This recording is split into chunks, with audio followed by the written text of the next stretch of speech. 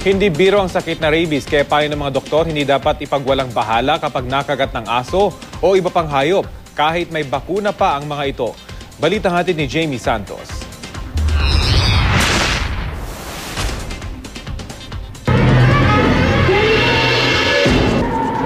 Nakagapos dahil hindi makontrol sa pagpupumiglas.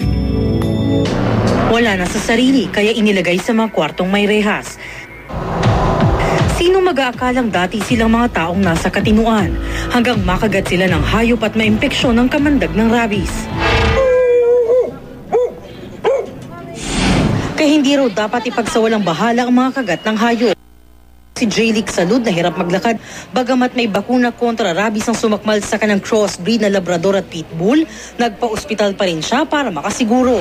May nakita po yung aso nila po na may iba pong tao sa labas kasi po tindahan po siya.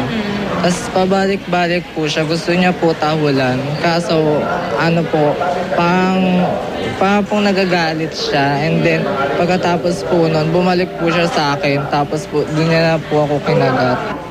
Pinabakunahan din kontra rabies ang 6 na taong gulang na si LJ para makasiguro. Kahit pa bakunado rin daw ang asong kumagat sa kanya. 3 hanggang 4 na ineksyon ang kakailanganin ng isang biktima. Hindi ka nalalapit sa to. Tama raw ang pagpapa-ospital sa sino mang nakagat, bakunado man ang hayop o hindi.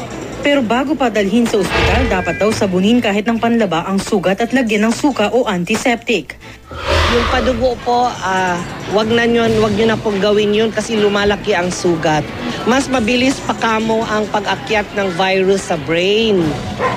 Ang mga alagang hayop naman, bukod sa dapat siguruhing may kumpletong bakuna, dapat painumin lagi at paliguan 3 beses sa isang linggo.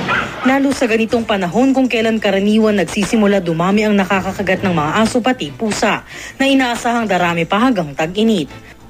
Papunta sa summer po, dumadami po yan. Tumataas, mainit ang panahon, mas nagiging temperamental yata ang mga pets, warm-blooded animals, so dumadami po ang bites. Ang mga simpleng biling ito, wag daw ipagwalang bahala dahil higit sa pagkawala ng katinuan, ang mga biktima ng rabies maaaring mamatay. Ang programa ko natin is in 2 years, we will eliminate rabies in the Philippines as a public health threat. Hindi ko sasabing zero pa. But as a public health threat, we would like to eliminate rabies. Jamie Santos, GMA News.